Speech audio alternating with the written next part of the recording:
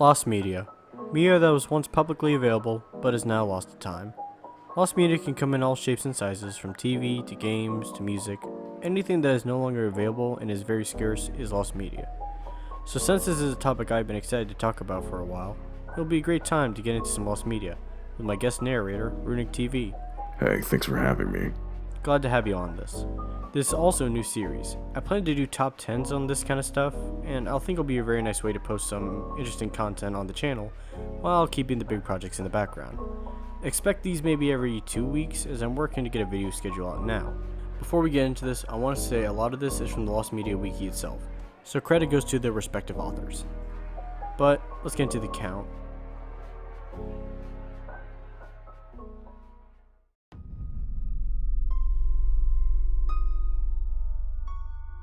Number 10. Burger King's CDI training program. This lost media bit is based on an old training FMV from Burger King. According to the Lost Media Wiki, the Burger King CDI training program is an alleged CDI full movie video training game that was tested at various Burger King locations across the United States in the 1970s.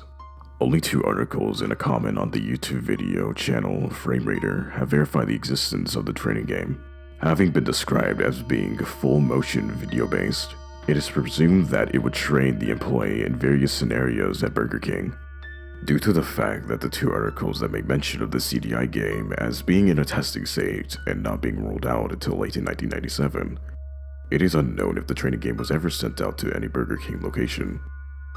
According to the comment on FrameRater's video, there are about 4 to 7 of these still lost, and that even maybe some Burger Kings from the early 2000s might still have some. But the only issue is we don't know if any of them actually exist, or if it was just a fairy tale.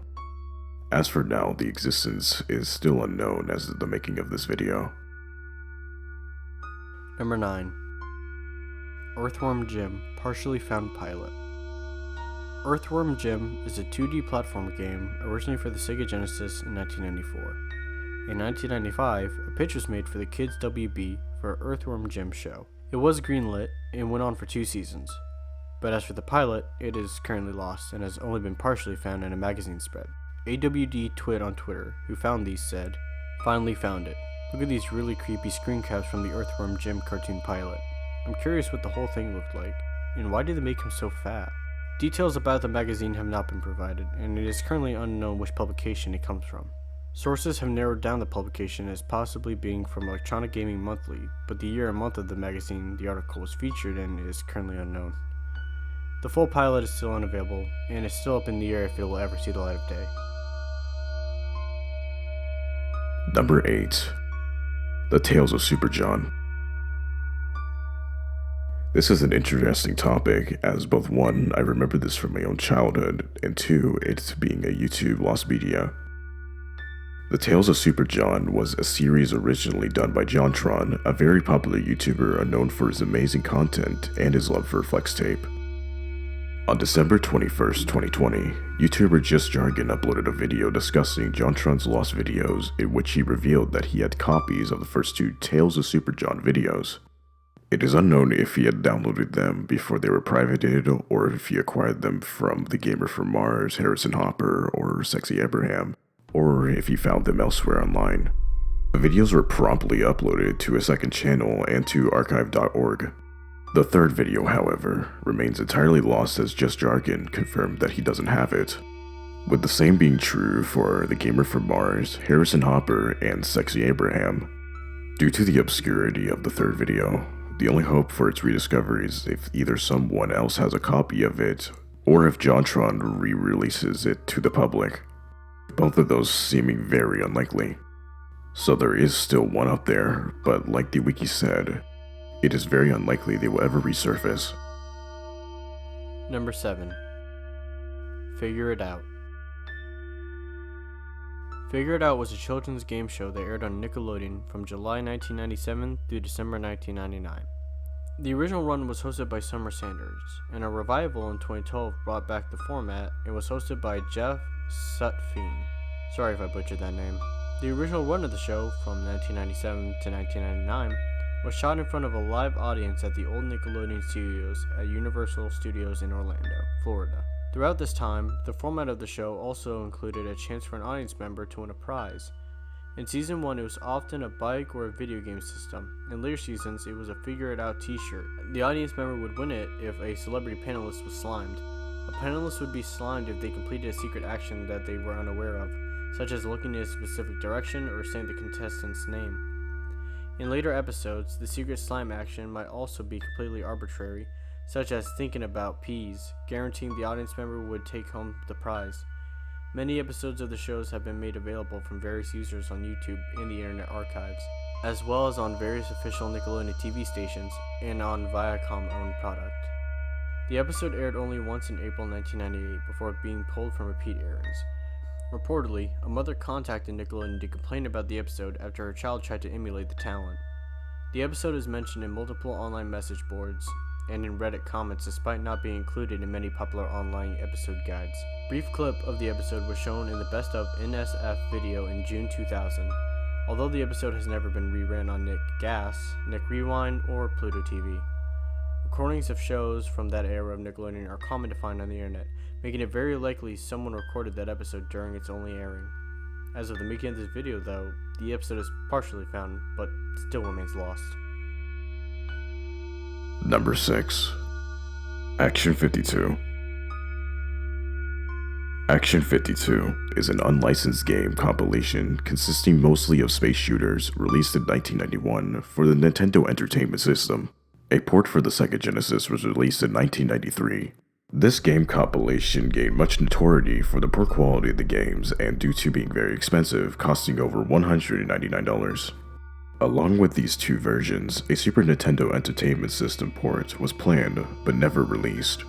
This port was mentioned in an advertising sheet which was made to promote the game to any potential retailers. The reason that the port was never released was unknown. It is speculated that the poor reception of the previous two versions is the reason why. No copies of this port have ever been found. It is not even known if any prototypes were ever made to begin with. In 1996, a warehouse containing games by active enterprises such as the canceled sequel to Action 52, known as Cheetah Man 2, was found. No prototypes of this port were found inside the warehouse, and as the making of this video, the existence is still unconfirmed.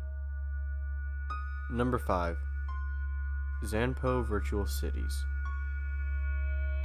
Zanpo Virtual Cities was a multiplayer online game virtual world and social network created by Geoff Galgerich, sorry if I mispronounced the name, in 1999, which closed in 2017. On the site, users collaborated with each other to create virtual cities presented in an isometric view. Users could build blocks for cities, submit blocks to cities, vote on submitted blocks based on whether it should be added, view cities from above, explore cities as a robot, and chat in each city's community forum. Users could also pay a monthly fee to become a mayor of their own city, where they could add blocks submitted by other users to their cities, move blocks in their cities, delete blocks in their cities, delete other users' messages in the community forums, and appoint moderators that can also do the above with the exception that they cannot add their own blocks to cities. In September 2017, Zanpo was shut down, and the website was left with only a picture of Zanpo robot mascot and the text Zanpo 1999 to 2017, until 2018 when the website became completely inaccessible. The only thing we have left of it is YouTube videos and archives of it on the Wayback Machine. Number 4. Great Temptation. Great Temptation was an Australian game show that aired on the 10 network from 1970 to 1975. The show is known as an early version of the Australian version of Sale of the Century that aired 5 years after the show ended. It was hosted by Australian television veteran Tony Barber. The show was Barber's first television hosting duty, and the show's format is very similar to Sale of the Century.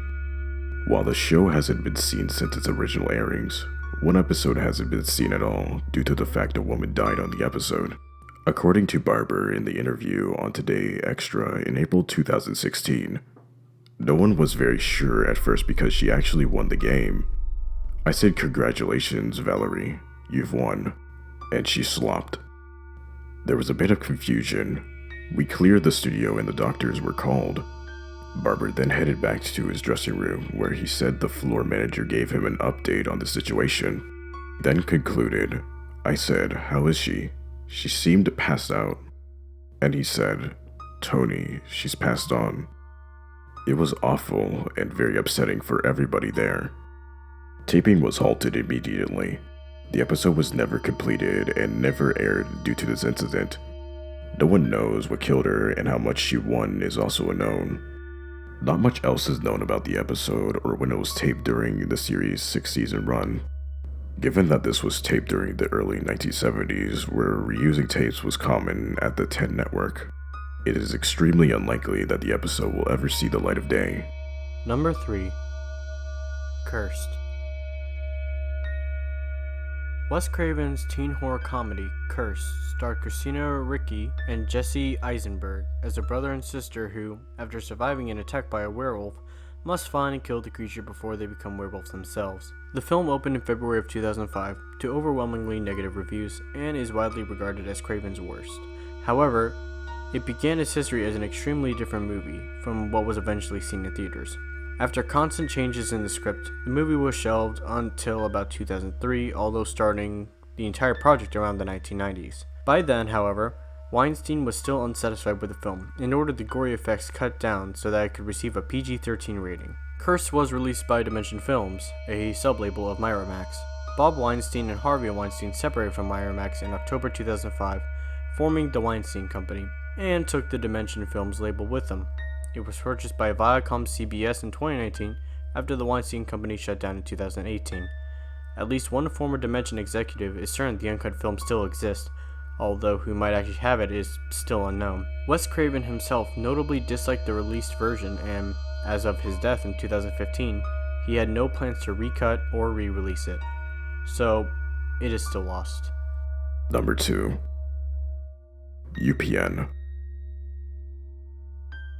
This is an interesting one as it is a whole network of shows. UPN, short for United Paramount Network, is a defunct American broadcasting television network that debuted on January 16, 1995 and ceased broadcasting on September 15, 2006. There is a lost show called Dilbert. While there are particularly found shows called The Blues Brothers, the animated series, a planned adaptation of the 1980 movie of the same name, The Secret Diary of Desmond Pfeiffer, a short-long sitcom, Guys Like Us, another sitcom, DiResta, a short-lived sitcom starring stand-up comedian Johnny DiResta, and finally, Monster Mania, a cartoon series. While we do know they exist, the whereabouts of the episodes are unknown. Number 1. Sesame Street at Night. Sesame Street at Night is a half-hour PBS special that aired in March of 1977 to celebrate Sesame Street's 1000th episode. The question mark in the title is not a typo, and actually is the special's name. It's loosely based on a critic's remarks when Sesame Street first came out. It's too good for kids, as he said. Sadly, no one has come forth with a recording or any footage. It is very unlikely Sesame Street will re-release the episode again. Although a script has been found, it is unknown when it would have appeared in the episode.